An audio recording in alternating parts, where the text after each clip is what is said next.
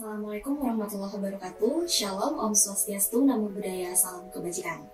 Perkenalkan, kami mahasiswa Universitas Gadjah Mada. Saya Mafilda Islami Hazmi bersama dua rekan saya, Aditya Dias dan Billy, ingin mempresentasikan karya tulis ilmiah kami yang berjudul Desain Rumah Cerdas Berorientasi Manusia dengan Penerapan Sistem Manajemen Energi Bangunan dengan dosen pendamping Bapak Dr.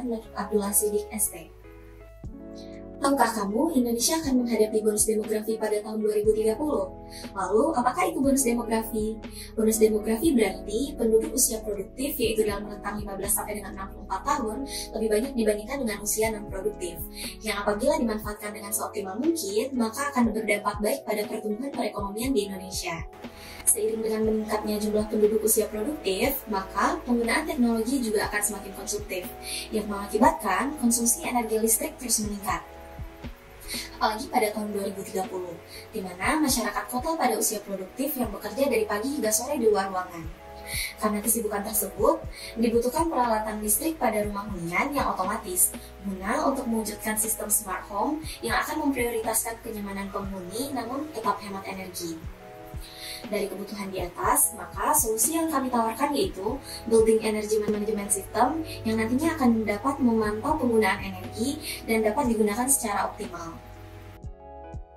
Sistem manajemen gedung atau BMS juga dikenal sebagai sistem otomasi gedung, mengacu pada sistem kontrol berbasis komputer yang perlu dipasang di dalam gedung untuk memantau dan mengatur peralatan listrik dan mekanik gedung seperti daya listrik, pencahayaan, dan ventilasi untuk mengkonfirmasi keberlanjutan. Mengingat bahwa sistem yang terhubung ke BMS biasanya mewakili penggunaan energi bangunan sebesar 40%, presentasi ini akan mendekati 70% jika pencahayaan disertakan. BMS sangat penting untuk dipasang karena merupakan elemen penting untuk mengelola permintaan energi secara cerdas. Misalnya, sistem kelistrikan, pipa ledeng, sistem alarm kebakaran, ventilasi pemanas dan pendingin udara atau HVAC, kontrol daya listrik dan penerangan. Oleh karena itu, melalui BMS, manajemen gedung membutuhkan pengaturan terpusat elektronik dari AC gedung, ventilasi dan pemanas, pencahayaan, dan sistem gedung lain. Dapat 4 macam strategi saat merancang sebuah sistem BMS, model predictive control, demand side management, optimization, dan terakhir fault detection and diagnosis. Model predictive control adalah sebuah strategi yang berdasarkan pembuatan model bangunan sehingga dapat memprediksi respon bangunan terhadap variabel kontrol, dan kemudian akan dirancang sebuah algoritma kontrol paling optimal untuk mengatasi kenyamanan penghuni. Demand side management adalah strategi yang memperbaharui tingkat efisiensi piranti dan mengembangkan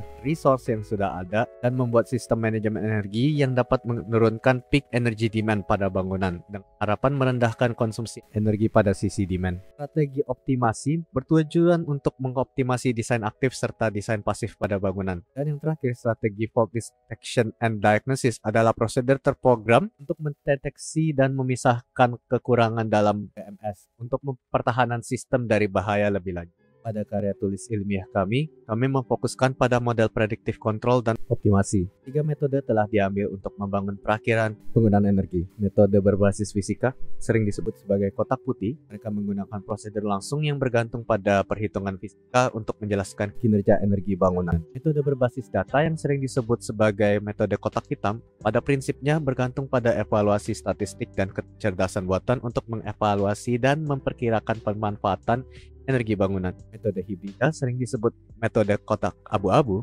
mengacu pada penggabungan pendekatan kotak putih dan kotak hitam. Desain atap bangunan dapat memengaruhi beban pendinginan yang perlu dipenuhi agar kenyamanan termal pun terpenuhi. Penggunaan bukaan dan ventilasi pada atap dapat memberikan jalur sirkulasi udara agar suhu dalam ruangan tidak begitu tinggi. Beberapa desain arsitektur tradisional Nusantara dapat membantu penurunan suhu dalam ruangan. Desain atap rumah kampung memiliki rongga udara pada bagian depan dan belakang atap rumah. Dengan begitu, udara dapat mengalir dan menurunkan suhu dalam ruangan agar lebih baik. Desain atap rumah limasan memiliki bentuk atap yang tertutup, tanpa lubang sirkulasi udara dan hanya mengandalkan lubang-lubang di celah antar genteng. Dari gambar tersebut dapat dianggap bahwa suhu dalam ruang masih cukup tinggi karena tidak adanya sirkulasi udara. Sirkulasi udara menjadi salah satu faktor desain pasif bangunan yang dapat membantu penghematan energi. Dalam desain arsitektur modern, penerapan desain atap tradisional Nusantara masih dapat digunakan. digunakan dan diasimilasikan agar tercipta desain arsitektur modern yang tetap membawa konsep desain arsitektur Nusantara yang tentunya hemat energi dan ramah lingkungan. Dengan adanya bukaan dan ventilasi agar sirkulasi udara berjalan dengan baik, beban pendinginan dalam ruang akan berkurang sehingga energi dapat dihemat dan kenyamanan termal dapat tercapai. Di samping pentingnya memperhatikan desain pasif pada saat pembangunan rumah, pemilihan peralatan listrik untuk kebutuhan rumah juga sangat perlu untuk diperhatikan, guna mempertimbangkan peluang hemat energi daripada masing-masing alat nantinya. Berikut perhitungan peralatan listrik yang kami lakukan, yaitu AC dan lampu.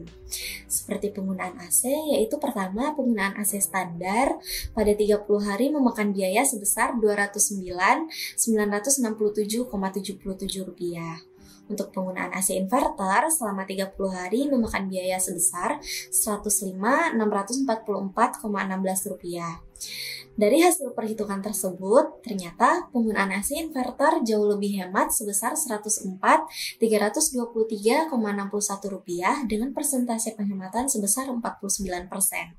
Contoh lainnya dalam bidang pencahayaan. Ternyata penggunaan lampu LED juga jauh lebih hemat dibandingkan dengan lampu CFL.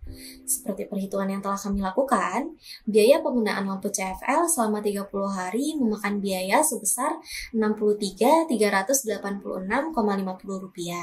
Sementara untuk biaya penggunaan lampu LED selama 30 hari memakan biaya sebesar Rp45.779,14.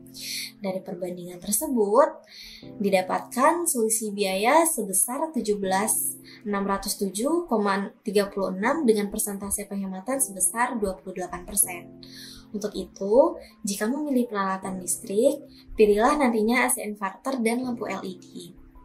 Perancangan komponen sistem otomasi dilakukan dengan memakai software Eclipse Papyrus. Diagram blok definisi dibuat sesuai dengan bagian-bagian sistem otomasi yang akan dirancang beserta dengan stakeholder yang terlibat.